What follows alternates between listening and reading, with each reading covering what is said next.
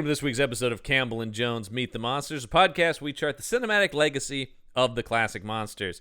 I'm John Campbell. With me, as always, Brendan Jones. John Campbell, I'd like to report a robbery.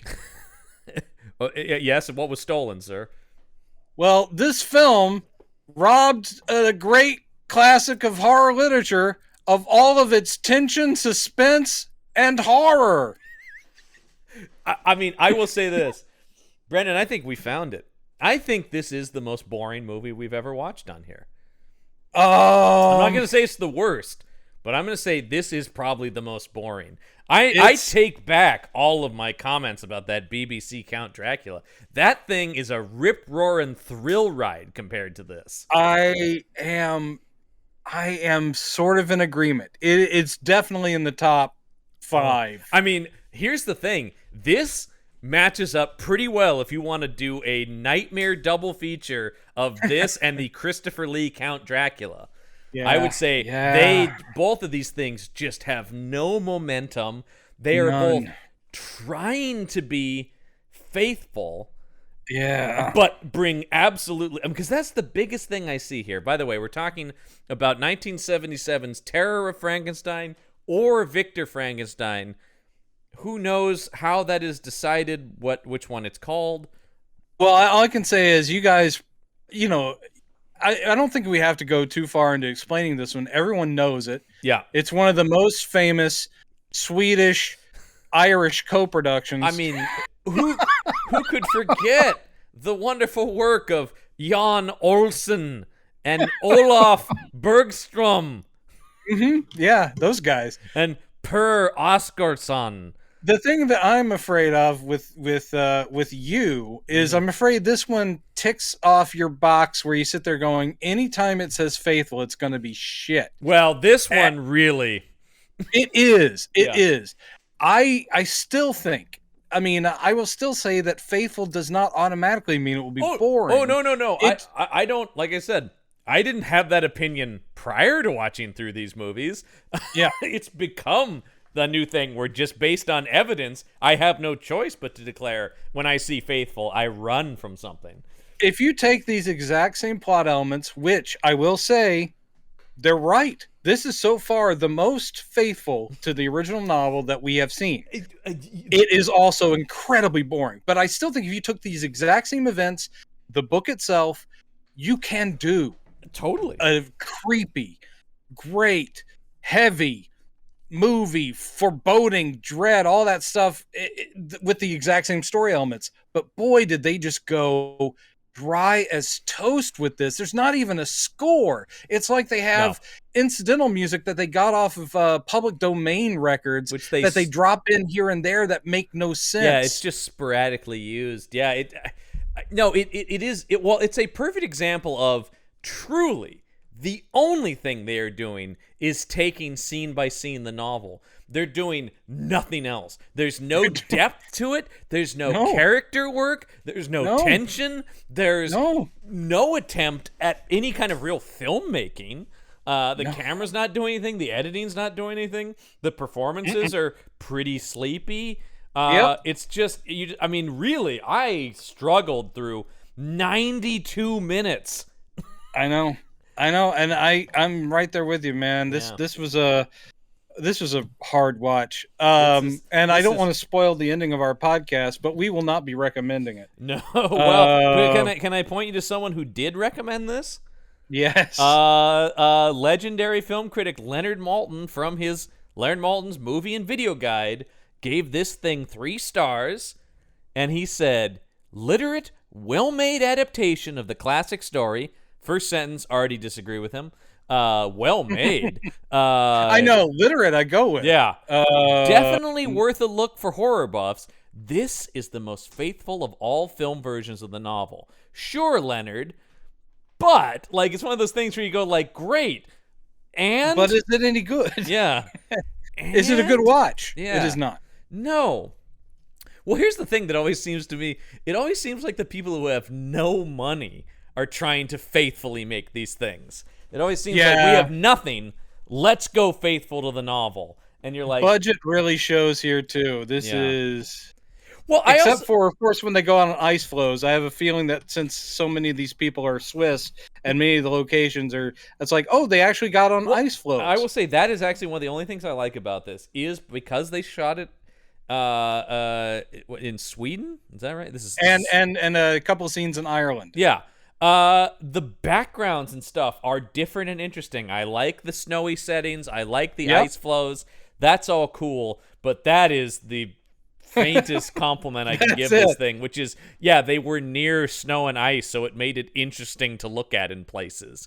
Yeah, but it's not like they do anything. Again, with the photography is not. There's nothing of any craft in this at all. I have a theory about this faithfulness and boring thing, which is, I think when you get a really good filmmaker, they want to put their stamp on it. They want to do their turn on it.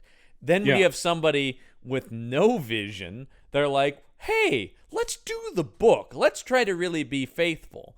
Because you're probably absolutely right there. Because I mean, I think the best example that does walk the line, and we always bring this movie up, but it is Coppola's Dracula, where he's faithful. He's more faithful than a lot of adaptations, but he still is like, yeah, but I got to do my thing with it.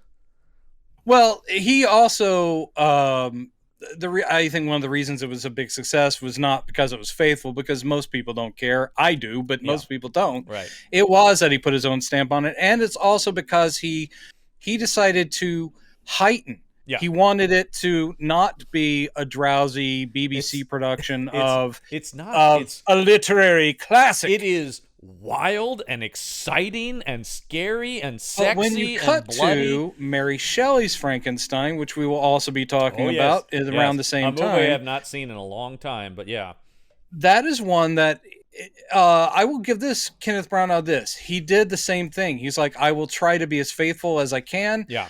But I do want to amp it up. Yeah. The problem is that it didn't work. But he definitely tried to, because the original novel is about dread. Yeah. And about big philosophical questions, and the horror is a slow burn, not right out the bat. Yeah. So he had to have like even the creation scenes and that jazzed up and him shirtless and running with chains. I actually love that part of it, but that's my own thing. But it is once sort again, of empty. As a kid when I saw it, it was so exciting in a way I'd never seen it before. But here's what I'll say though. That is a noble failure, I feel like, on Branagh's part. It's a decent shot. As and opposed at least, to this, where they're doing nothing. I mean, they do nothing. I've never seen a movie more. Actually, I think the Christopher Lee Count Dracula is better than this, actually. And that's saying a lot. But I mean, because at least Lee is like locked in some capacity. Everything here is just. I've never seen a movie more devoid of substance like this. You're just like, it's a flat line, and I said that last week about last week's movie, and it's true. Yeah. This is a flat line, and unlike Count Dracula, which we talked about, Count Dracula, occasionally, even though it was shot on video, the guy was like, what can video do? Let's try this. So he'd throw in bizarre visual effects that don't work, but still you're like, well, that woke me up because that's just weird as fuck. I know. That's the thing was even when I laughed at that and thought it was bad, there's not even a point in this where I laughed at how stupid this movie is. It's just like, oh my God. Really, I spent this movie just muttering like, oh Jesus. Oh, why am I watching this? This one really, this comes to us from filmmaker Calvin Floyd, who is also one of the screenwriters. Yeah. And producer. And if you look at his filmography, not much, number one. He only directed 6 things. 1980 seemed to be the last of his work, a movie called The Sleep of Death, which could have been the alternate title of this movie. But he did direct the documentary In Search of Dracula. Oh, which I have seen, you go. And is good. Yeah, I've seen it, but as a documentary following the book, which I am also a fan of. Yeah. But but that was a documentary. That was fine. Here, not sure drama really works for this guy. All he had to do with that other one is point a camera at some woodcuts And this actually needed some artistic storytelling, and he couldn't manage. No, I'm looking at what Sleep of Death is. This also seems to be a horror movie. Oh, don't worry. He brought back the De Niro to his Scorsese. Per Oscarson is back as the star of that. Who, a young Englishman touring Europe encounters more than he bargained for. His pursuit of the beautiful Countess brings him into contact with odd characters. A series of bizarre murders occur, bringing our hero to the borderland of nightmare. Whatever. I'm sure that's just as boring. No, it sounds good. I don't know what you're talking about. It looks like there's I will say this about Per Oscarson. Our lead. Yeah. He's not a bad actor. Oh, I don't know about that, man. I don't think he's bad, but there's not much there. And so, in other words, he's not. I thought Per Oscarson was glaringly bad. Well, in this thing.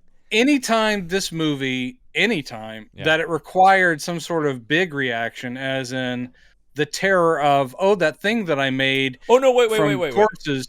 Wait, Per Oscarson was the creature. Oh, he's the creature? Yeah. No, he sucked. Sorry, I thought he was Leon Vitali was Victor Frank. No, Per Oscarson I thought was maybe the worst Frankenstein creature we've seen. But very literate, because like the book, he's just talking. He's just talking all day. And they really gloss over how that happens. It happens. I mean, the other thing is too, for being faithful, they have also just jammed this thing into 92 minutes. Yeah, it's true. Like there's so many. Dude, all you need in order to learn how to what? speak and read is to hide out in a little like hay bale thing and watch people through cracks in their wall. You watch them long enough, and then you can read a Bible, which whatever the Frankenstein the true was it? Yeah, it was Frankenstein the True Story, I believe. That did True story. Sorry. that did that. The second it came out of my mouth, I knew that you were going to do that. But they did that, and yet somehow I was convinced that could happen in that. Sure. It's just a thing about presentation. This is so weird how boring this movie is, and yet how much in a hurry it is to get to the end of this story. Yeah. Because it has no interest in any of the supporting characters. It's so weirdly done where they put the emphasis. Like you do spend scenes of him and his buddy Henry trying to do some like a supernatural ritual kind of offhandedly. They talk about the books he's reading, which are kind of important to the story, but really you have scenes of him unpacking things and setting up microscopes. You have like this leisurely stuff, and then you get to like the actual creation scene, and it's like boop boop boop doop. Yeah, I mean there are only 12 credited actors in this whole movie. Yeah, it feels that way. It feels small, and also this decision to do the movie in this framing device, and then to do a flashback within the flashback. Man, I hate movies that do that. Oh my god, that was because the whole movie is framed from Victor Frankenstein telling the captain of this boat trapped in the ice near the North Pole the story of what he did. That is the book. Right. That's how it starts. Yeah, and that's fine. I'm going, okay, once again, very faithful. But then they decide to just jump way ahead with the creature, but then backtrack and have the creature explain what he's been up to for months. I know. I was watching going, I thought this was, so this is, I meant to think this is Frankenstein recollecting the monster's recollection of events. That's pretty wild. That is the most inventive thing this movie did. It is. It's breaking all kinds of storytelling rules. Down to, almost no makeup to create the creature. Oh, come on. There's some weird bumpy brow, and he's borrowed lipstick. I was gonna say my favorite move is the black lipstick, the goth lipstick he's wearing. It's like, wow, he must have gotten that from a Norwegian death metal band. That's great. I'm gonna see what else Per Oscarson is in. Yeah, no, I was talking about the doctor. Is not which actor is that? That is Leon Vitali. Okay, he's not great, but he's not terrible. You know what though? I looked up Leon Vitali, long career, and a regular in Stanley Kubrick movies. Get out! Yeah, he's in Barry Lyndon. He's in The Shining. He's in Eyes Wide Shut.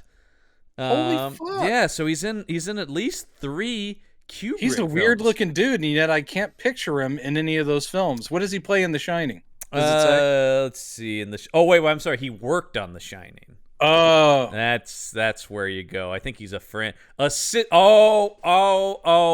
Back the whole thing up. Now that I look at his, he was the personal assistant to Stanley Kubrick. Oh, okay. So he went behind the camera. And then was in a few of the movies as well. But he has, on The Shining, Full Metal Jacket, and Eyes Wide Shut, he was Stanley Kubrick's assistant. Well, I mean, that's pretty damn cool still. So good for him. Yeah, that's good. It doesn't look like and acting was here and there. Here and there. Yeah. Okay.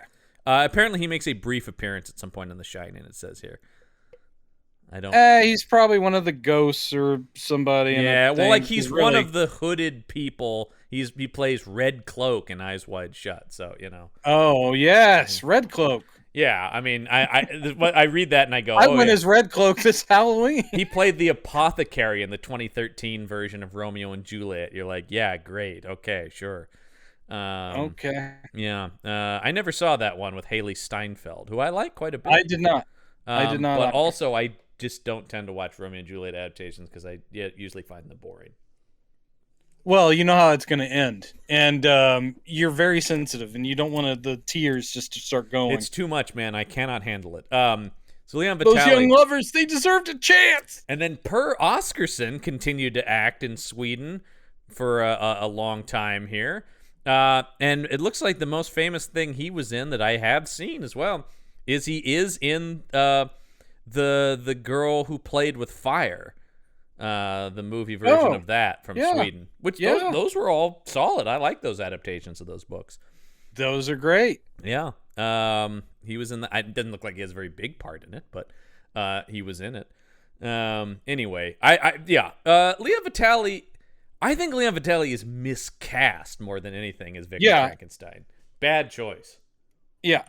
There's no intensity to him, though he does get kind of the I'm in over my head kind of thing pretty well. He seems a bit I don't mind Dr. Frankenstein that's overwhelmed by what he's done. That's true to the story too. But this guy, this guy is instantly overwhelmed in a way I've never seen before.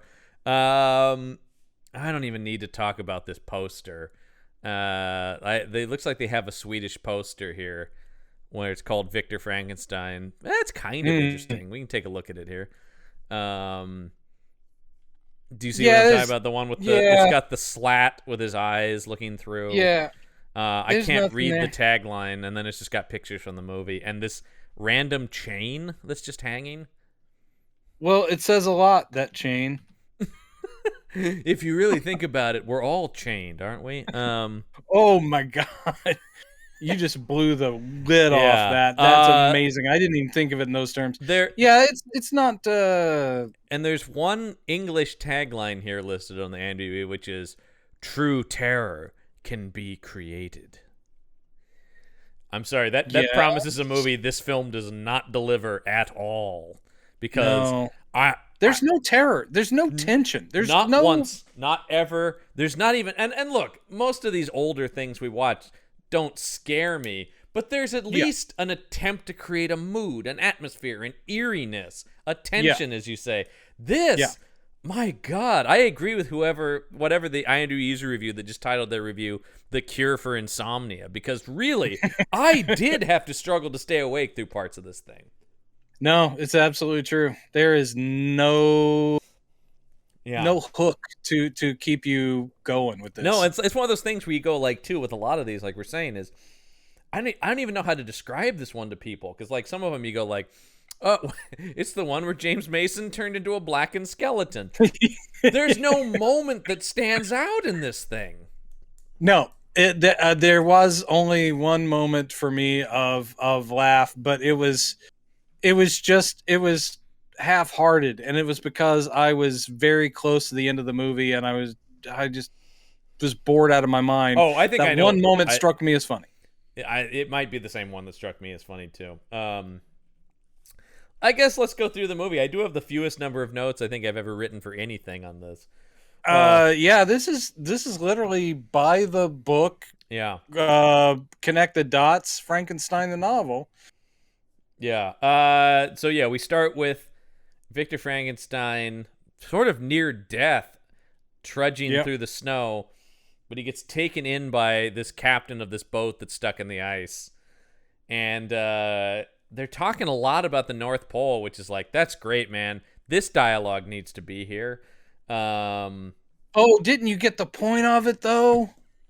Did I? Is that, because the captain's also losing sight of humanity in his search for scientific, and then Dr. Frankenstein is his morality tale. Well, if you say so.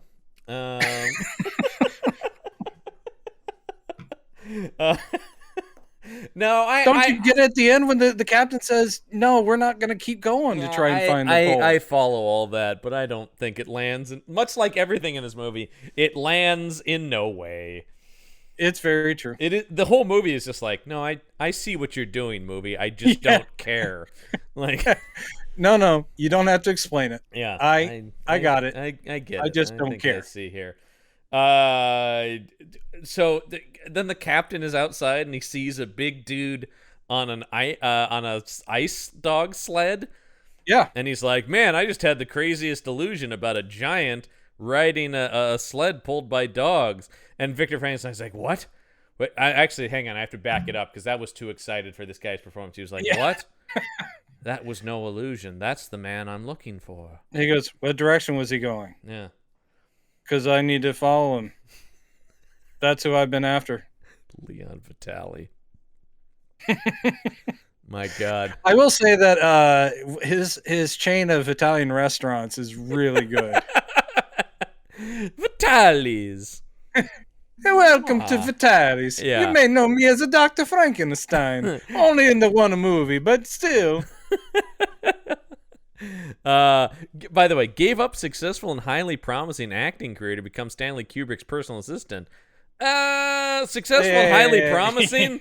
Hey Leon, did you write this biography on IMDb? Yeah, I was about to say, come on. That's he penned that himself. Yeah, exactly.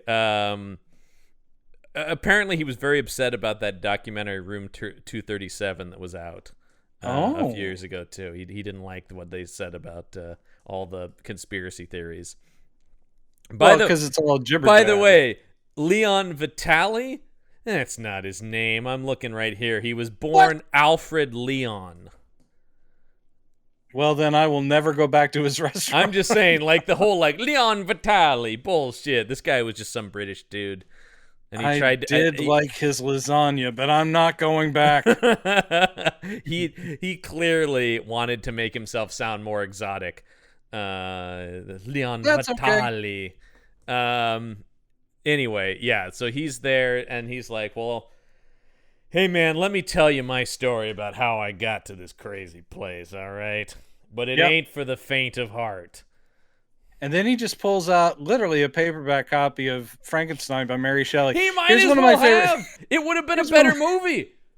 One of my favorite things about this movie is, it does the opening credits, and I do get really bored of movies where they throw every credit at the opening without anything interesting on screen, just literally credit after credit after credit. Mm-hmm. But it did say adapted from the novel by Mary Shelley, and they misspelled Shelley. And that did make me laugh. I didn't catch that. Shelley. I was like, should there not be another E in there? Mm. How could no one have looked that up? Answer me. You probably somebody had to have the book on them at some point, my God. Yeah. Who's going to care? But yes, he does do the whole, let me tell you my sad tale. And it goes something a little like this. And then the music starts up. Yeah. Well, I got the Frankenstein blues. So I got them monster building blues. No, I'm done now. We start with snowy. Where is this supposed to be? I believe it would be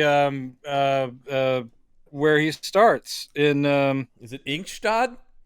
No, that's where he ends up going to school. Right. This is I don't know. Vienna? No, something. I don't know. I don't know what they say. It doesn't matter. Anyway, it's a snowy place, and he's upstairs looking at books, and Elizabeth is calling up to him, going like, "Hey, come with me. Let's go for a walk." And he's like, "Hey, I got a lot of reading to do here, okay?" This guy, my God, you want to talk about something that really doesn't get developed? I mean, nothing gets developed, but something that really doesn't get developed is the relationship with Elizabeth. At all. Who could care? When she dies, it's like, whatever. Big deal. Oh, I always hate to see an innocent strangled to death by a walking. Well, yes, I agree with that purely on a human level. I'm not that cynical, but yeah, there's not much there because all she's is like, you are too serious and you study too much and you're going to school in a week and I will miss you. Yeah, and he's like, don't worry, we will. I mean, he decides he'll go on the walk with her. He does, and then they're like, oh, let's. And then we get the brilliant performance of Jan Olsen as Little William. Little William, this kid, he had a whole series of movies in Sweden. Great. He played as Little William. He played The Adventures of Little William. He played Emil of Lonnenberga. Well, he's a child actor and he's precocious as fuck, but I'll say this much. He doesn't stand up in a boat going, Victor, come swimming with me. Oh, I'm drowning. Yeah, he's not the worst William we've seen. He made 3 Emil films and a television series as this character, whoever this is. Wow. There's Emil of Lonnenberga, New Mischief by Emil. That one sounds fun. Emil and the Piglet. And then Emil of Lonnenberga, the series. They made 13 episodes, which when that went off, and then he did this, and then 2, looks like one other thing, and then he was done.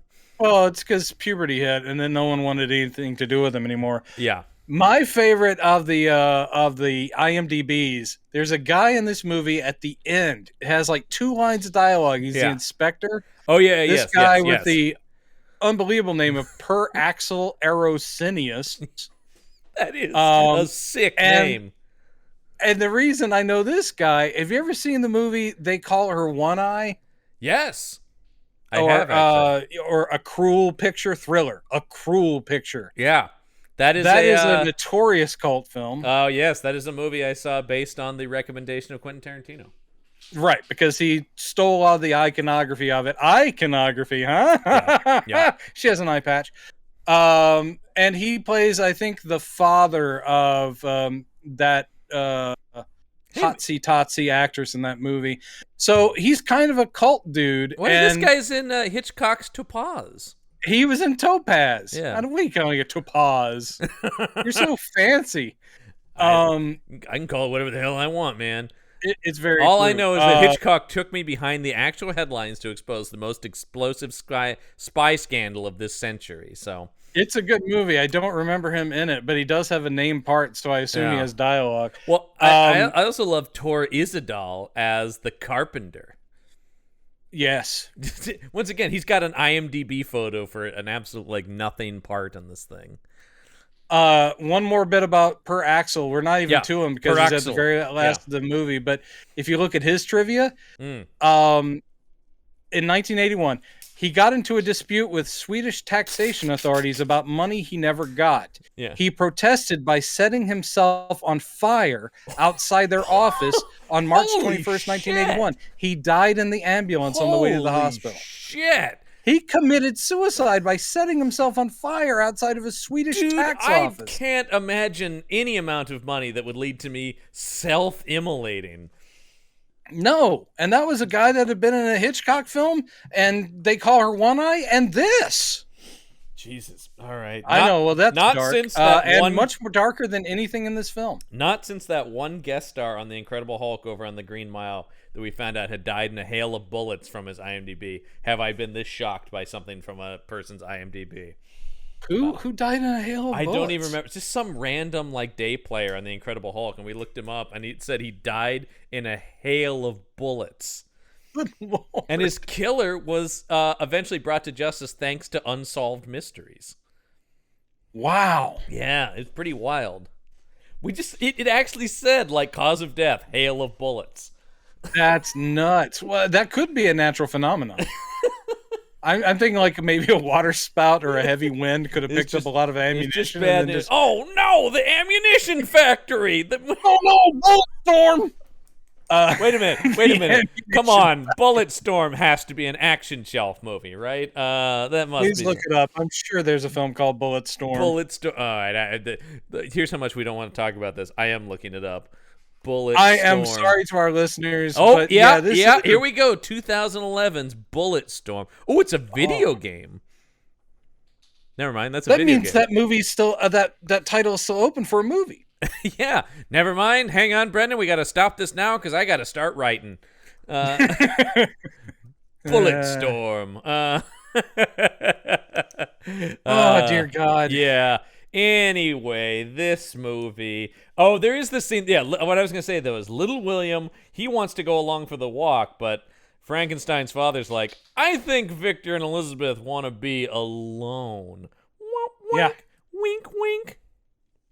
He actually, again, you listeners probably think John's making up a funny thing. He actually looks out at the camera and says wink, wink as he winks. Then I thought it was really strange when he handed Victor a condom. That I really thought was, whoa, this guy's pretty progressive. He's going, I want grandchildren, just not yet. Yeah.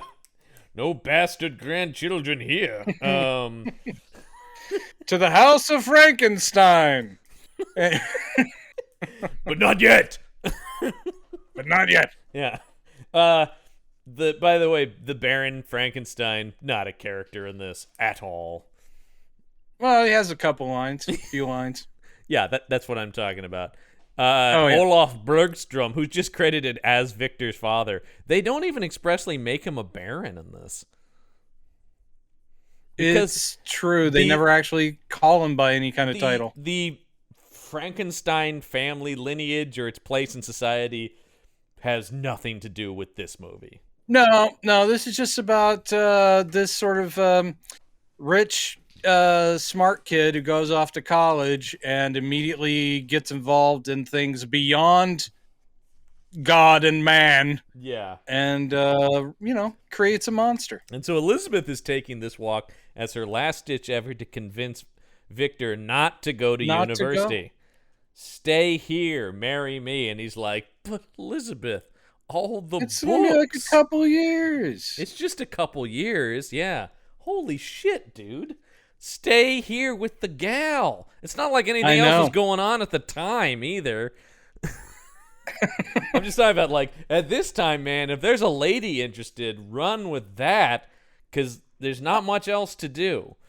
Unfortunately, he's got the bug. He's got the science bug. Yeah, I hate when that happens. You gotta watch out for that. So she's sad. Anyway. Then we cut to. I thought this was. I did laugh at this actually, which is he's just walking around with a skull in his hand, and then there's a knock at the door, and he quickly hides it under a sheet. Yeah, that was dumb. Oh, nobody should know. What are you doing with that skull? Nothing. Just a minute. Don't come in yet. Oh no. What are you doing with that skull, those tissues, and that hand lotion? It's not what it looks like. All right, it's not what it looks like. Oh, now I see why you're not interested in Elizabeth. He's up to his own things. Now we enter. Here comes. Oh my God, this guy is so plain. Henry Clerval as this well, hello, Victor. I'm your charming young friend. Nicholas. We've known each other for years. Here we have the British actor Nicholas Clay, who actually I didn't recognize him in this, But when I looked him up, holy shit, this guy is in one of my childhood favorites, Excalibur. This guy played Lancelot in Excalibur. He's Lancelot? He's Lancelot in John Borman's Excalibur. I couldn't believe it. I didn't recognize him in this, but then when I saw that, I went, oh my God, it is him. So he's just 3 years out from bedding down Guinevere. Yeah. And I'm going like, man, he was good in that. And he's got... yeah, but there wasn't much for him to do there either. No, but except for betray his good friend Arthur. He's got the right vibe for a Lancelot. But he's playing Henry Clerval like Lancelot. Yeah, it's true. Hello! That's just what he did. Yes, he's just this guy all the time. And he's like, well, make sure you come back from school soon so that we can go climb mountains together. Because that's my thing, mountain climbing. I will mention it every time I'm on screen. No, it really is like, it's about all we know of him. Yep. Is that he climbs mountains. I kept thinking he was going to say something, and this is without me knowing he played Lancelot. I kept thinking he would say something like, I can't believe you're going to leave Elizabeth behind. She'll get awfully lonely, and perhaps I will take care of her. I thought he was going to be a Freddy, and he didn't end up being I really Freddy. thought so, too, because Henry can easily become that. By the way, weirdly, this guy also was in the 1998 Merlin TV miniseries with Sam Neill. Oh, my God. Another Arthurian thing for this guy. Good Lord. Yeah, and he did a two-parter of the 1990s Zorro TV show. Oh! Another childhood favorite of mine. Good stuff. Oh, I watched... I never miss an episode of Zorro. So basically what you're saying is you will not be deleting this film from your hard drive. No. Because you're like going, nope, that's my guy. Yeah. No, That's Lancelot and some guy from Zorro. I know, I am going like, he was on Zorro as Armand de Huzac. I remember that one. Yeah, where he played John Cusack. Yeah, that was great. It's a double-length two-parter. Wow. Season 2, episodes 24 and 25. Thrilling stuff. You know what? I can look that up because I have the box set of that show. So, anyway, we sadly lost him at just 53 in 2000. Oh. Yeah. He's also in Zulu Dawn, I see here. Zulu Dawn. Yeah. He died of liver cancer, which is sad, but not, burning yourself in protest over taxes. Yeah, or Halo bullets. Yeah, neither one. Unfortunately, too normal. Anyway, yeah, he comes in, ha-ha! I did want every line of his to end with, ha-ha! I'll see you soon, Victor. Yeah. Well, the other thing is just visually, he's so much bigger than Leon Vitali. He towers over him. He's this broad-shouldered. I will say tall, he's taller handsome. than Leon Vitali, except for Leon Vitali's forehead does go up another extra 2 or 3 feet. Yeah. This guy's a weird-looking dude. He's a very weird-looking dude. And once again, just a very strange choice for Victor Frankenstein. Actually, this Lancelot guy might have been a better choice, really. I mean, at least he would have been more interesting or something. The Leon Vitali is just kind of a soft-faced guy with a huge forehead, and he just doesn't look... I mean, I know, maybe that he looks intelligent, but he just... I will say, when he came up on that boat out of the ice, and because I know the book enough that I'm going like... And I went, that's Victor Frankenstein in this thing? Yeah. Okay. All right. Unusual. Definitely, we're not dealing with a Colin Clive type here. That's for sure. No, we're not. This is not a Cushing. Or a Peter Cushing. Yeah. Well, Cushing is still the best. That first Cushing Frankenstein is so good, man. It is. And it gets better every time we see another version of it. It really does. Yeah. So anyway, I can't wait. I mean, don't tell me now, but I can't wait to hear what next week is because we've had a rough go. These last couple weeks have been pretty rough. Okay, I'm hoping next week is something to look forward to. It might be. I'll just say that. It might be. So they discuss. This is where he's going like, you must be crazy to be leaving a beautiful gal like Elizabeth and running off to university. He's just turning into a Matt Berry character to me, but that is sort of the tone with which this guy is playing Henry. Well, he's just handsome guy, hail fellow, well climber. Yes. He's gonna go have a cliffhanger type adventure off screen. I'm going to go climb the fuck out of that mountain. Oh my god. Yeah, it would be better. Everything is improved by the presence of actual Matt Berry. Yeah. That mountain won't know what hit it. Oh, so then Victor reads from this ACC. He's like, Henry, here's the reason I'm going to university, so I can study stuff like this. And it's all about how if you put sperm and blood together in a thing, it'll make a baby. It is actual Paracelsus. Yep. They quote it, and of course Mary Shelley does too. People do forget that term? Mary Shelley in the novel. I can't remember the word that it is. Homunculus. Homunculus. That's it. Yeah. Yeah. And then he's going on and on about this, and you're just going, like, oh my god, okay. And then Henry goes, "Do you think that could really happen?" He goes, "Yeah, probably not, but still, there's got to be something to it." I like he goes, Henry, this isn't even science; it's alchemy. That's the whole thing. That's what Mary you want to Shelley study? did not mention. There's no brain swapping in the original story. There's no lightning. They at least gave us a lightning storm in this one. There's none of that stuff. I guess. Victor Frankenstein in the novel really is kind of doing alchemy because she did not know science. She just sort of skipped over that part. She goes, he put all the equipment together needed to restore life, and then he did it. And she herself was like, let's not hang up on that. Let's keep moving. In the book, don't you like to imagine he's just like turning a big pot and then a guy comes out of it? Like, that's what I always kind of pictured in the book. Exactly. He's just a homunculus. He's dumping different human parts into a big stew. Well, she does mention him gathering parts and then sewing them together. So at least that part's there. But yeah. This is a little nod to the alchemy basis of Victor Frankenstein's work. I just wrote down Henry also then kind of writes this off and is just like, well, whatever. Enjoy university, old pal. And let's see. Oh, no, actually, I forgot. He doesn't. He goes, well, let's try some of these crazy things of your book. And then he's like, well, good, I have this skull over here, which he now reveals. And he goes, yes, it sounds very fun to raise a spirit. Yeah. They do, like, the goofiest, them under, it looks like they're eighth graders. Here's another moment which does not need to be in this movie. No, it doesn't. Elizabeth walks in on them as they are under a sheet with candles, it's reciting a spell. It's another scene of like, it's not what it looks like.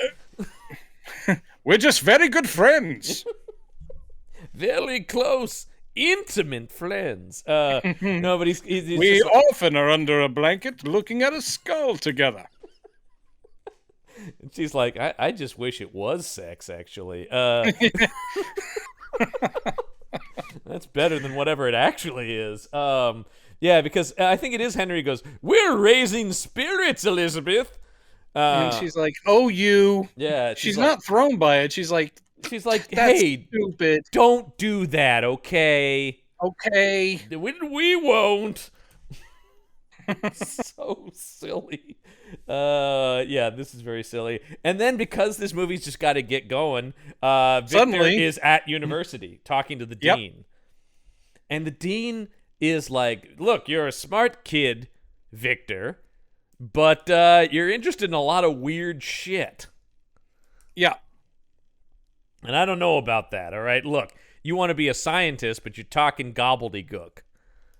And he goes, yeah, well, I'm on my own trip, man. Well, he says what I wrote down. He goes, I'm just trying to find the secret of life. That's all, and I intend to do it this semester. Yeah. And then immediately, I don't know, does everybody have? Oh, no, I'm sorry. Because we can't, before we get to him setting up his lab, I can't forget this very on-the-nose scene of the dean going like, come over here and look at this painting. Do you know what this is? Oh, boy. Yeah. Yes, it's Prometheus. And you're just like, oh, boy. Let's make subtext text movie. Yeah. It's just like the thing in the boat where, and so he's like going, yeah, Prometheus from the myth, and he stole fire from the gods, and then he was tormented eternally. I was seriously waiting for the next line to be, you could almost say you're some kind of modern Prometheus. He looks out to the camera camera. Get it? I mean, I swear this whole that was from the novel by Mary Shelley. No extra E. Actually, everyone else has been misspelling it. We're the first movie to be faithful to her real spelling. Yeah, it is just going like, they thought this was so clever, I bet, when they wrote this. They're like, because the book is called, or, you know, it's like Frankenstein or the Modern Prometheus. Yeah. And here they're like, well, we'll just put in a scene where we directly connect him to Prometheus. And you're like, thanks, movie. That's going above and beyond the novel. See, we've not only read the novel, we've also read the alternate subtitle of the novel. They're really proving something to us. Again, they're proving how, even with their cool ideas, they can deliver everything at a total flatness that is unbelievably arid. This movie's arid. Arid is a great word for this movie. Yeah, this is what I thought was weird, though. Victor sets up his own private lab, and I just thought, do all the students get this, or is this a thing his father paid for lab space, or possibly? We find out he's even like paying to get an enormous ice, big refrigerator I love that made moment for him too. Yeah, I love that moment. But he's got these strange experiments, like he's got like a cat that's opened up, and and you're just like, oh, this guy is weird. This is one where I'm thinking Victor Frankenstein is a weird dude. They do like this science montage where he's doing that, and then the professor's in there with him as he's dissecting like a rat on a table, and he's like, "Look, huh?" And the professor's nodding like, "Yes." I don't know what they're talking about, but it is a rat. It certainly is the inside of a rat. Yeah. And then there's the weirdness with the rhesus monkey sitting in a little chair. Which we just oh man, that disturbed me. There's also a scene in this where he just goes and watches a cow be slaughtered and is like taking notes. Yeah. That also was odd. Yeah. If you put a bolt through something's brain, it dies. Interesting. Thank you very much. Thanks for letting me stay. I was just going, what the hell could he possibly be learning from this? I know. And it looked like, honestly, I kept thinking, is this a field trip from school? Come along, class. Let's watch them kill a chicken now. Don't forget your buddy. Yeah. And then a fully grown man comes over and grabs Victor's Come on, Victor. Let's go. This is all it just feels like everything here is just like, ooh, he's weird and morbid and death. And one thing they constantly everyone around him, Elizabeth said it before, Henry said it, then the professor says it, they're all like, well, you're brilliant, Victor, but you work too hard. Yeah, working you're pushing too far. And the professor's also like, the work you've done, what you've learned, it would take anyone else 10 years to learn it. You've learned it all in 2. Well, they have to have these lines because Leon Vitali has no energy in his performance to portray anything. So we always have to have other characters talking about Victor Frankenstein to him. Let me tell you what you are, Victor. You know, there's a lot, and you're like, what is wow, I'm a genius, huh? And I work too hard? Yeah, never would have guessed. Yeah, did not like him torturing that monkey, I will say. Whatever he was doing. No, I didn't enjoy that either. I didn't care for that one bit. Yeah, he's I will say that when he finally pokes into its skull, we don't actually see it, so we can be assured that the actor did not actually poke into its skull. Yeah, thank God. No monkeys were harmed in the making of this movie. So he graduates, but immediately, upon grad, he's like, well, what you just said, you've learned more in 2 years than most men can in 10. And he's like, whatever, time to get back to work. And the dean is even like, hey, man, why don't you take some time off? No time, too important what I'm dealing with here. And he goes, I just need to know how far or what my next step is in my research. And then the dean goes, well, I mean, you could just go bigger. Yeah. I mean, essentially goes, you could just expand the scale of your research. He goes, yeah. In other words, human bodies. This did not occur to me. I don't like this idea that it's not until this dean puts it, he's like, a man, you say? Well, why, what's bigger than a human being? I like the cut of your jib. Yeah, I've spent too much time working with monkeys. I see now. And then immediately, That's what's been holding me up. All these damn monkeys. And so who does he? The first guy he runs to is the aforementioned carpenter. He's like, never mind, scratch that ice box that I ordered. I need a bigger one, a much bigger ice box. He goes, I need it double the size. He goes, do you want an 8-foot ice box? He's like, yes. Yes. One I could put a man in. And then we, of course, immediately cut to him digging through the ice in this huge ice box, and he pulls an arm out of it. Yep. And we finally get to Victor on the prowl for bodies. Oh, my God. The sequence of him shopping for corpses here. It's like, it's great. The guy pulls this body out of some kind of red liquid. I don't quite know what's going on here. Yeah, I was impressed with that though, because that was like an actual person and not a. Yeah. So the guy not only had to play dead, he was under this weird red liquid. And they pull him up on a rope, on a chain, and they hold him up, and the guy's like, right? And Victor's like, no, that one won't do. It's like, do you have anything else you can show me? I did just get a fresh shipment in, actually. Let me take it. Like, it really does play like he's at the department store looking for corpses. He's in a morgue, and then he's like, what about this one? And there's a guy on ice blocks, and then he goes, yes, this is more like it. And again, talking about things that don't add to the movie. At this point, he goes, how much? And the morgue guy says, I don't know, some amount. And he goes, I don't have that much on me. He's like, well, whatever. And then they cut to the lab. He has the body. And you're like, why did we include the thing about I'm kind of broke right now? But then he got it. Do you have anything in like an awkwardly large Swedish man? I may have just the thing, sir. Do you have anything that might, eventually look like Robert Smith? Of The Cure. Yeah. Well, technically, any body I could give you, you could put black lipstick on. So okay, all right, yeah, good. Smart. You're right. Yes. We don't see that scene, unfortunately, when he like finishes the body, but then it's like, wait, one last thing, and he just pulls out the black lipstick and puts it on. I mean, as a concept of like, okay, and in fact, in the book, I think he is described as having yellowish skin that's pulled taut, and he has black lips, but it's supposed to be like, that's a corpse. So things have started to go. No, that's but not this what's looks like a here. guy with black lipstick. It does. It's like, I love the idea of the monster getting up every morning and being like, oh, careful not to smear it. There it is.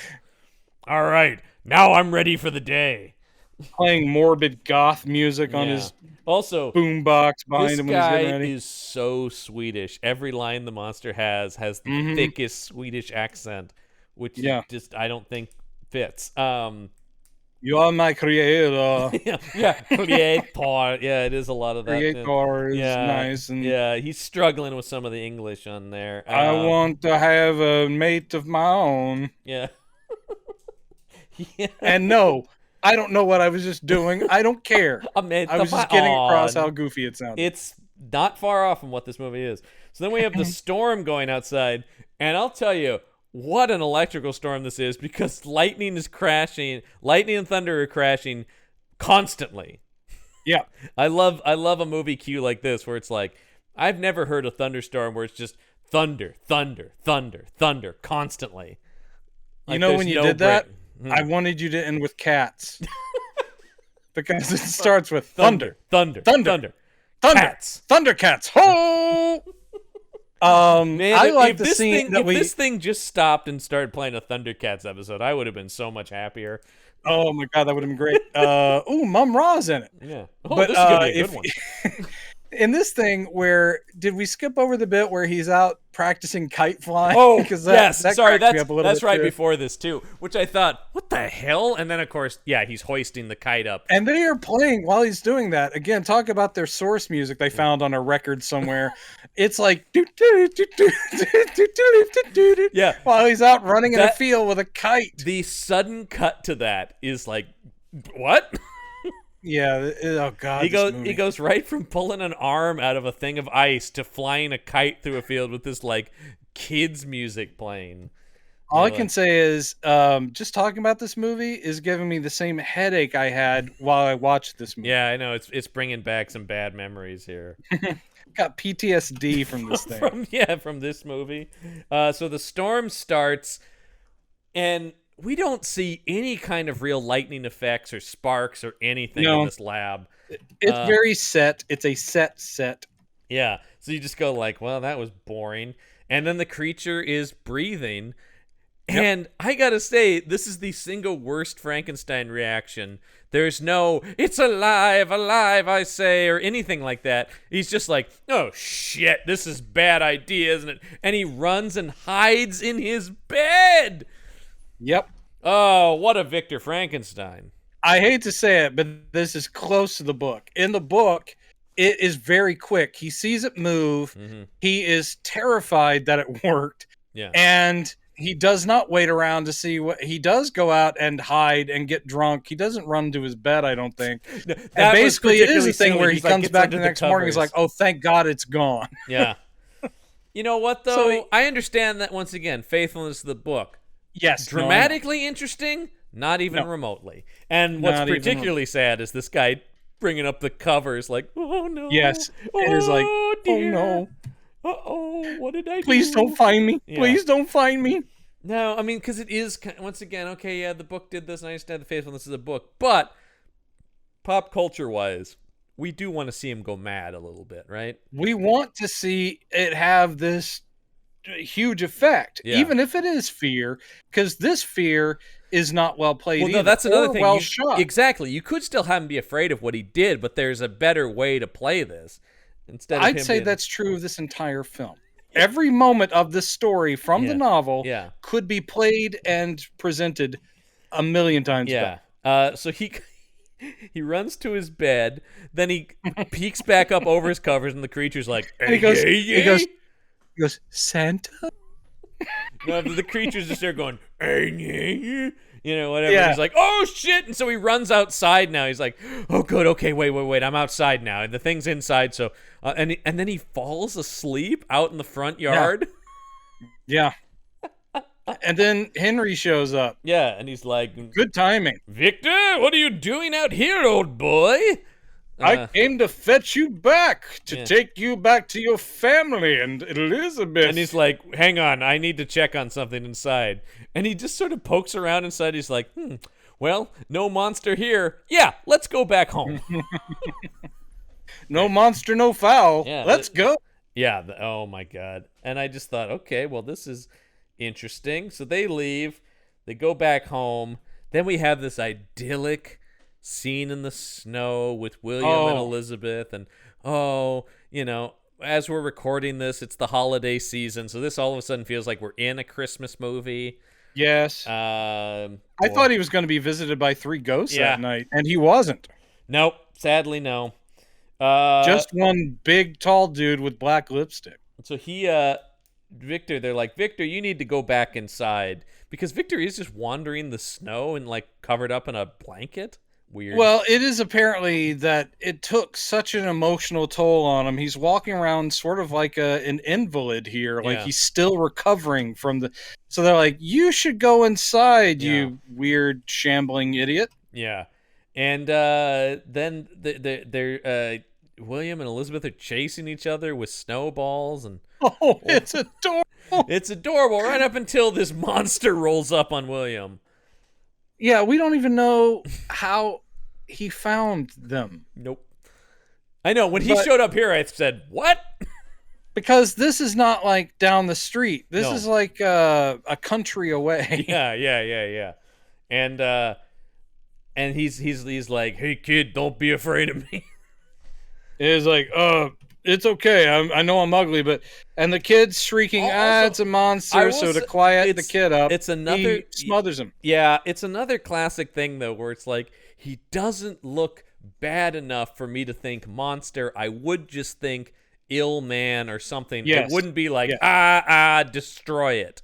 Yeah, you'd be like, oh, poor burn victim. Yeah, it's another classic thing.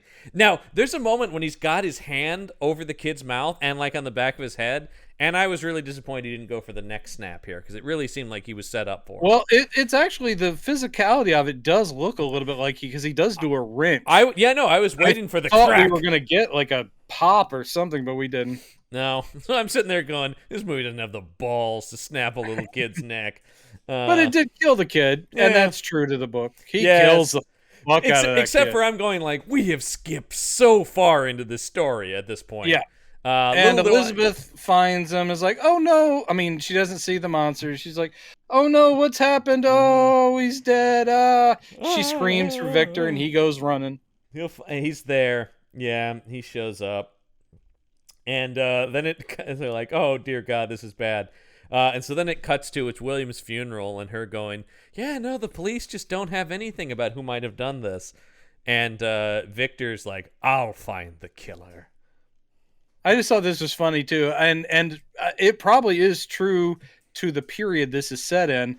If you're rich, and someone mysteriously dies, like on your property, I bet you just had to say the inspectors, I don't know, somebody must have come out of the woods and killed him. Well, it happens later, like an investigation or something. But it seems to be like, I don't know, this kid just got strangled to death. It definitely happens later when Elizabeth dies, when I'm like, I'm sorry, any inspector in their right mind would be like, oh, I know. So you murdered her? Like, yeah, on your wedding night? Yeah. Okay. No one else was in the house, and you two were just in the bedroom. I'm sorry, a monster did it? Because we'll talk about that, but I was going to say, like, I thought that's where the guy's mind was going, and it totally isn't later. Well, it always comes back to that Mulaney bit for me, when it's like, you know, before forensics were a thing, basically, if you weren't at the scene when the body was discovered, you had like a 99% chance of getting away with it. Yeah, pretty much. He goes, I'm gonna find the killer. Cut to, he has found the creature. Yep. Very quick. I just wrote instantly finds creature. I can't believe Okay, let's just say this too. According to this timetable, William's killed. Yeah. They bury him. Yeah. That's gotta be at least 4 days? Let's go 3 or 4 days before he's put in the ground. Right. All Victor does is go back to the exact same spot. Yep. And you think maybe the investigators or the inspectors, maybe they would have done that. But no, Victor does. And then there's movement of a tree branch. And then he's just like, oh yeah, there's the creature. Hey man. Yeah. Come on. And then he follows the creature to his cave hideaway. Wouldn't you? and he's just like, hey man, you killed my brother. And he's just like, hey, I didn't mean to. Yeah, I just thought since he was innocent and young, he wouldn't freak out at my ugliness. Yeah. Turns out he did freak out at my ugliness. Just like everybody else. Turns out everybody sucks, man. Turns out I'm just ugly and you made me that way. You suck. This is a real emo creature, and you can tell from the black lipstick. Yes. He basically does just say, you made me, so I'm going to destroy everything you love. Because he doesn't say that yet. First, he goes, "Let me tell you everything I've been up to the last few months." Flashback within a flashback. And so he recounts his whole story, which for the most part is a lot of him just wandering around. We just get a lot of shots of the creature sort of milling about and people running away from him. And I have to admit, I do like pre-speech creature because it's this dude, but he's walking around doing the classic, and I did kind of laugh. Yeah, it's very silly, and like I said, it's just a lot of like guys throwing rocks at him, going, "Get out of here, monster!" And he's like, "Hey, no, I just wanted water from your well." Yeah. Oh, dear. Once again, I just don't see that would be the immediate reaction. Is like, die. Apparently it is. Yeah, I understand the movie is telling me that, but visually it's not working for me. Let's see, is it then he goes and lives in he's like living in the walls of this house, kind of. Well, there's sort of this addition to this it's a little farmhouse, and it has this addition which is probably where they store hay and equipment or whatever. Yeah. And so this little workroom where he's been hiding. Thank God nobody ever goes in here. Apparently not. But I also think he vacates at certain points, like during the day when it's more busy. Look, man, I go out and look for work during the day. I only need to sit here at night. That's really good, man. Yeah, that's monster work on resume. Monster on LinkedIn now. Yeah, and will work for stale bread and slice of cheese. In classic fashion, like the whole movie, he's just, this is from the book, but it's all just kind of shoved in here and it makes no impact. But yeah, he learns to speak and read because he's like, what's this? Big box of books. Yeah. And he watches the family, and again, it is old blind guy. Yeah. Blind guy's daughter, who, is cute, and then blind guy's daughter's husband. But unlike other versions we've seen, these are not characters in this. No. I'm still trying to figure out how he learns to read. Yeah, that is. You can look at letters all day long, but. Yeah, well, they seem to correlate the daughter's husband or boyfriend or whatever reading out loud from a book as being what sparks him to learn how to read, and I'm going, I don't think that would work at all, man.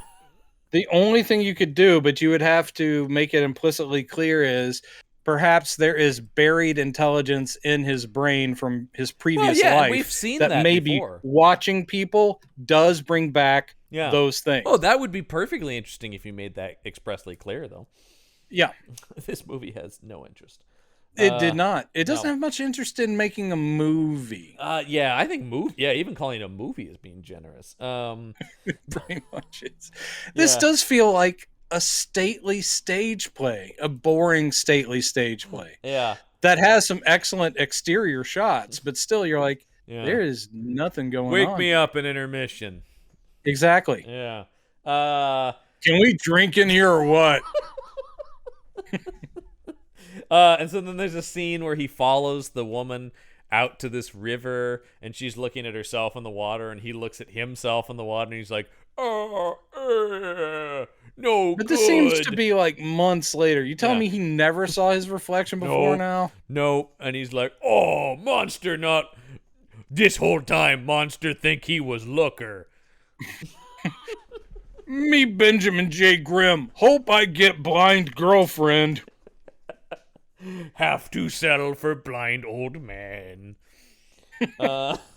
Because they do give us a little bit of that bit where when the daughter and son are gone and the blind man's alone, he starts to play the violin, and monster perks up like, classic fashion of this movie, this entire sequence plays out in 30 seconds. It does. He goes in there and he's like, I'm a traveler and I'm very tired. Can I sit by your fire? And he's like, oh, sure, of course. Yeah. And then basically the second he sits down, the daughter and guy are back. And they're like, monster, kill it! Ah! And he's like, no! Yeah! And then, don't understand, my soul is crying out for love. And does he kill these people? Well, that's left up.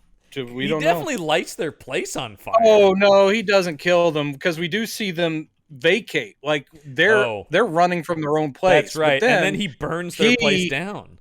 Yes, he's like, oh fine, fuck that. I'll take some of this fire and I'll toss it up on your thatch roof. Your place is gone. This is not a monster. This monster is not afraid of fire, from what we've seen. This guy is. Yeah. Well, the first time he meets it, he does discover that fire is bad. Yes. But then he decides fire not so bad if you're getting revenge. Well, it is almost like, oh, won't let monster in home, eh? How about no home to come back to? Hope you like living in ash pile. That's right. Oh, I'm gonna wait up here on this cliff and watch when they come back to their burned home. It's going to be so sweet.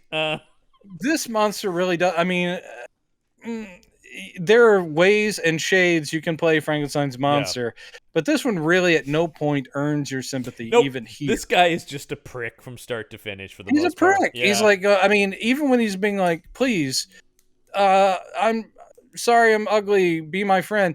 there's always an edge to it, like, oh, you're not going to? Well, fuck you. I'm about to fuck you up. So then somehow he manages to find his way back to Victor's lab.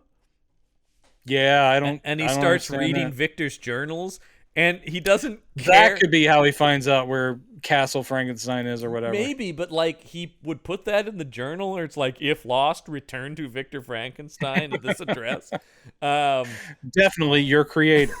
But he like gets all pissed off because he doesn't care for the way that Frankenstein's describing him in this journal. He's like, "Oh, that not accurate description. This character assassination. You only about surface. Never bother to get to know real me. Oh. Monster sue for defamation. Victor has no right to publish." Anyway, yeah. So then we come back to, he goes, Monster, and so, see you in court. Yeah. Meet Monster's lawyer. Yes, this is a subpoena to appear in a superior court, Dr. Frankenstein. Did you or did you not write about the creature in your journal? Why didn't it? Answer the question, Dr. Frankenstein. If that is your real name. Hostile witness. Yeah. Permission to treat the witness as hostile, Your Honor. Permission granted. Yeah. Victor Frankenstein, if that is your real name. Do you not sometimes go by Henry? Oh, really? May we enter into evidence exhibit B, this film reel of a movie entitled Frankenstein, in which you are clearly referred to as Henry. I rest my case, Your Honor. Anyway. You can't enter that into the court because film hasn't been invented yet. We have our ways. It was on the Discovery for your side. I'll allow it, says the judge. I'll allow it, counselor. But you better watch yourself. So we cut back to, like, so that's my story. And he goes, here's what you're going to do for me. Make me a lady. And he goes, wow, that's very progressive. Absolutely. Yeah. And he's like, dude. What size breast do you want? Oh, good question. Monster have to think about this.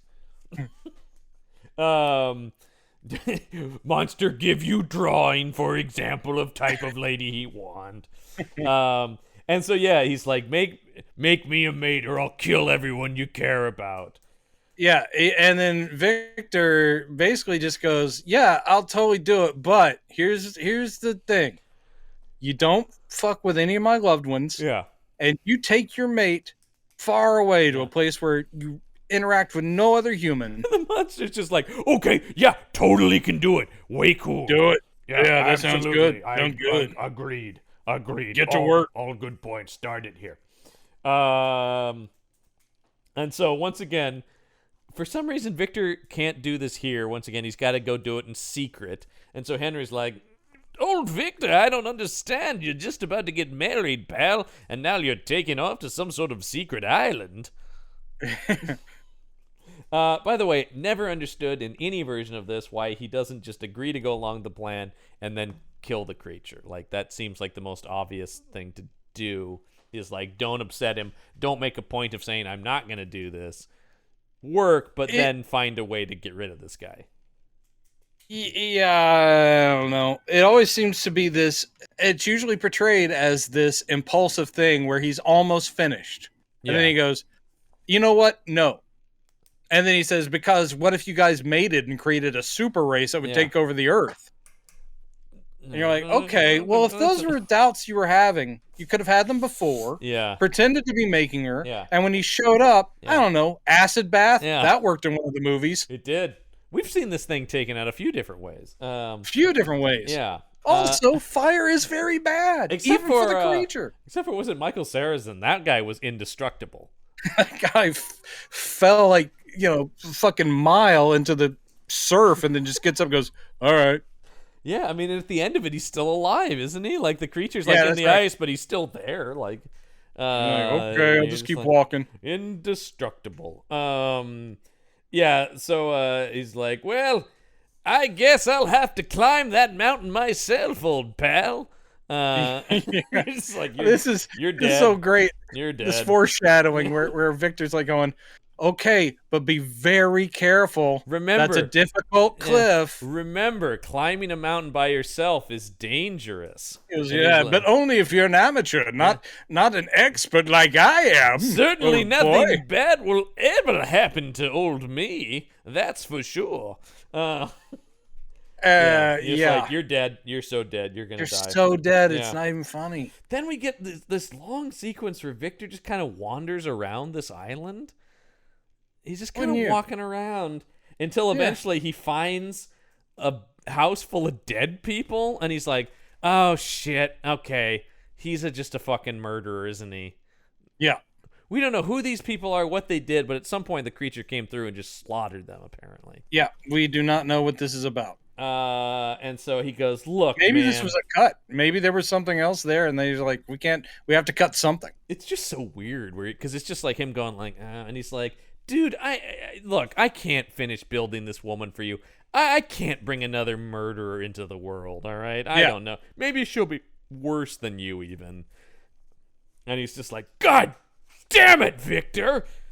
That's it. I'm getting vengeance. I'm killing everybody. And they have to put in the I'll be with you on your wedding night, but here it really just feels shoehorned in. Yep, and flat. Yeah. I'll be with you on your wedding night. All right, bye. Here's a perfect example. I'll be with you on your wedding night because I like to watch. Yeah. Bye-bye. That's what it always seemed to me, like more of a voyeur thing than death. I'll be with you on your wedding night. With a camera. But here's another thing. Don't you just not let this guy leave this room at this point? Like, in every version of this, the creature's like, I'll be with you on your wedding night, and I'll kill everything you love. Okay, bye. And Victor's just like, eh. Victor he's a wimpy scientist. Literally anything. Instead, he's just like, nah, I'm sure that won't pay off in any way. I think I'm probably fine. It'll be fine. Well, immediately, this monster starts his killing, and where does he go? Well, here's old Henry climbing this mountain, and is this what you like? Because I definitely laughed at this. This got me. Where I laughed. He's getting up this mountainside, and he's just scaling a cliff face, and he gets to the lip of it, and then this hand comes down to help him up, and he's like, "Sure, I'll take that hand," and he. All I can think, because it's the creature, right? And all I can think is, the creature fucking climbed this mountain? Well, maybe it was a cliff, so he already was at the top. I don't know. I like to think of the creature scaled this thing, but before Henry did. And my favorite thing is he pulls Henry almost all the way up, and this is I'm about to do an impression of Henry's death scene, if I may. Yes. Henry's accepting the pulled up, but he sees the creature's face as he's almost on the flatland, and he goes, "Oh," and then because the creature just drops him. Yeah. It's literally a oh dear, uh-oh. Just started laughing. You may not be a trustworthy fella. I appreciate the help, but you are goddamned ugly, my friend. Oh, shouldn't have said that. I'm sure he had a good heart. Shows me to judge people on their appearance alone. Yeah, he just hits the water below here. Curse splash. And and then you just see his body floating there.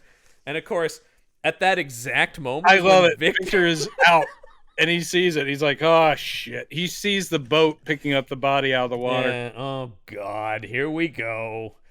I guess that's on me. Yeah. So anyway, Victor still decides to get married. It would just seem like at this point, hey, call the wedding off, get Elizabeth out of here, like get her as far away from you as possible until this is dealt with. And also, well, he does at one point say he says she's like, "Oh, we'll be married in a week or something," and he goes, let's postpone that just a bit." And then literally the next scene is their wedding, though.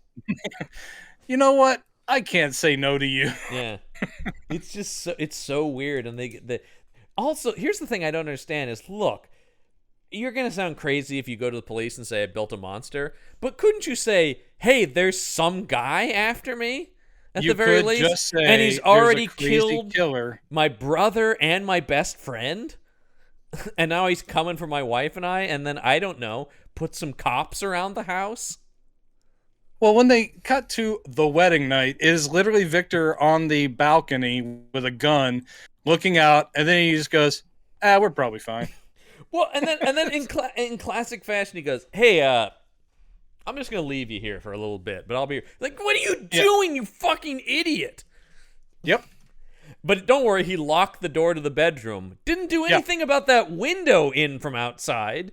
Man, you ask so much of Victor Frankenstein. You just will not stop writing him. I really do. And she's, of course, instantly murdered. I mean, instantly. The creature breaks in and strangles her good, and she screams, holy hell. Yeah. He gets a shot off at the creature as he goes out the window, but it's, And then we meet the inspector, who's going like, you're telling me that a monster? He's like, surely it's just from the shock of discovering her. You saw a common criminal and thought he was a monster. That's exactly the way he sounds, only entirely Swedish. Yeah, I know. I always just want to make them the British. They're always Cockney. Yeah. Yeah, that's every cop in every one of these monster movies. We'll be doing like Jack Nicholson's Wolf, and I'll have an NYPD guy go, so you're telling me he's a werewolf? So he pissed all over you to mark his territory. We got to round up James Spader. Perpetually weird on screen. We put out an APB on James Spader. No, pre-blacklist James Spader. He's still fucking doing that show, man. Is that still going? He's in like season 8 on that thing. And isn't it also that the lead character who was supposed to be his Clarice isn't she gone from the show? She left the show. It's just Spader. And that thing's a cash cow for him. It's just Spader in this cool looking van that talks to him with this cool voice while he solves crimes. The second I heard she left the show, I'm like, then what even is it? Like, I know. The whole thing was a two-hander. But wasn't that also true of Sleepy Hollow? Didn't the main cop lady walk off that show too? Yeah, and then that it got canceled almost instantly after that. Whatever the new cop lady. Kind of need. I mean, there's the flashy, showy character, but you then need the grounded character who's their normal eyes and ears. You know, they tried to do that on Castle, right? To save money for another season, they were going to fire the lead lady from it.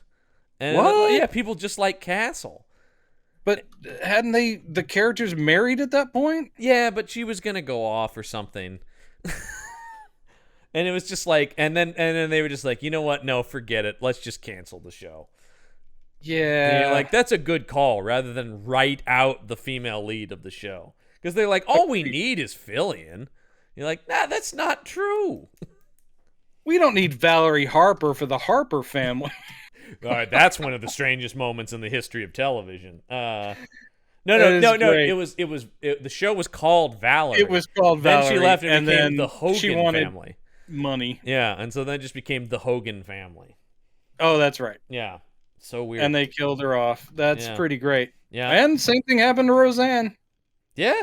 It's like, you know what? We're killing you off because no one wants to work with your crazy conspiracy theory. You know what? I watch that show every week. I think it's better without Roseanne, but that's just my opinion.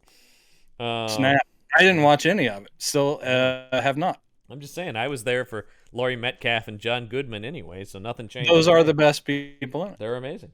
Let's see. So, the cops are like, you probably just saw a regular guy anyway. Anybody can buy black lipstick. Oh, so Victor's like, he said his father's grave? Because his father died at some point. We never did see that. All of a sudden, he's just at his father's grave. And he's I'm sorry. I will get revenge for all of you. I swear I will get you. And then the monster's voice, not seen, just heard. He's like, weird. That's right. Come and get me, Victor. Catch me if you can. I'll be at the ends of the earth. He literally says the line, catch me if you can. Yeah. Oh my God, this movie. And then somehow that leads Victor to the North Pole. Yeah. Well, he chases him for years. And once again, he's like, and so that's my story. Now we're back on the boat with the captain. And he's just like, well, you've convinced me. No more North Pole for me. Mm-hmm. And he goes, I thought you said you were obsessed with it. He's like, that's right. I was. Snap. And then the monster just shows up. The monster just shows up. And just walks on board the ship's like, what's up? Pretty much. And Victor doesn't have any fight left in him because he's basically near death. So he just lays there and goes, you're a monster, and dies. Yeah. One of the it's got to be the worst death of Dr. Frankenstein in anything, right? He does nothing. He's just like, oh, the monster. Oh, no. He raises his hands like he's going to try and throttle him, but there's no life left in him, so his hands just drop down. I think this is a Revenge of the Sith lost the will to live situation, right? Exactly. You just go like, oh my God, when this happened, I thought, man, that... And then I like the captain comes down. He's like, don't you touch him. And the monster's like, he's already dead. Yeah, he's like, I can't do anything to him now. Yeah.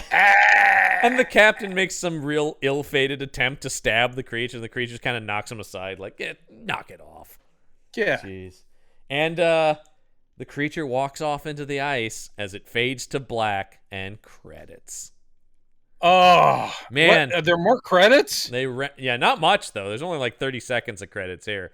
Yeah. Because I was looking at the time on the thing and just going like, wow, this thing is really going to wrap up quick.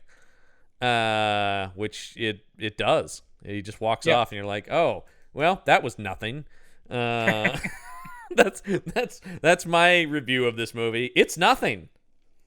It's absolutely nothing. I am still of the opinion, and I think you are too, you can take the material. Oh, sure. You can be faithful to the material. You just have to be... You have to bring something to it, and you have to... You have to make a cinematic experience. Like, you have to use the medium you're in to tell an interesting story, to make it exciting, to make it move at a pace. Like, because it's the problem with adapting any book, like just doing a book. That's a different medium. It does different things. The book itself is not, there's stuff in there, though, that is cinematic if you were to realize it in a way. And like we're saying, like Brana tried, it doesn't work fully, but at least he was going for something when he did his. He was trying to bring something to it. Agreed. I'm actually excited to watch that one again because I haven't seen it so long that I'm curious to revisit. I did at one point, I think, have it on DVD, but it's been years and years, and I don't have it anymore. Yeah. Anyway, don't watch this one because it's terrible. Don't watch this one, kids. Absolutely terrible. 1977's Victor Frankenstein or Terror of Frankenstein, whatever you want to call it. It doesn't matter. Next week, Brendan. Yeah, what's coming up? I think we're going to be excited about this. We're back to Dracula. Oh, I love Drac. And we're in the weird but warm embrace of one Werner Herzog. Oh, that's right. We're doing Werner Herzog's Nosferatu next week. Oh, what a breath of fresh air this will be! Oh my God, I'm excited. I do enjoy this movie. I'm so happy to be. I will say, down the line here, we're gonna wrap up much stronger than we've been the last few weeks. Well, I know some things that are coming that I can't wait for Salem's Lot. I can't wait for Dracula. Yeah, 79. That's it, man. That's the run. We only have 3 movies. Oh, wow. Nosferatu, Salem's Lot will be 2 episodes because it's long. We'll be ending the season at the end of the year. We'll be, Pretty much as of the recording of this. I don't know when these are going to come out. But no, they'll probably never come out. Yeah. These are just for our private use. We were releasing these in the first place? Yeah. So this was just for us to listen to in our old age. So we've got, which for me is a couple of weeks from now. We've got Herzog's Nosferatu, 2 episodes about Salem's Lot, and then 79's Dracula, and then that's the end of this season. So not a bad way to go out there. Yeah, we're gonna finish up much better. But yes, Nosferatu, an extremely weird but fun movie. It's great, and it is faithful to its original. If you've ever seen the silent film, it's very faithful, but it has Klaus Kinski in it, so it can't help but be that much weirder. Yes, Klaus Kinski's back on this show. And Werner Herzog is an actual filmmaker who can make an actual film. Well, that's kind of the thing that's like, finally, we're going to get back to a real filmmaker with vision who's actually trying to do something. With a legendarily psychopathic actor in the lead role. And one of screen's most beautiful actresses, Isabella Gianni. Yeah, exactly. So we'll look forward to that next week on the show. But that is going to wrap things up this week on Campbell and Jones Meet the Monsters. I'm John Campbell. I'm Brendan Jones. And remember, there are such things as monsters. Huh?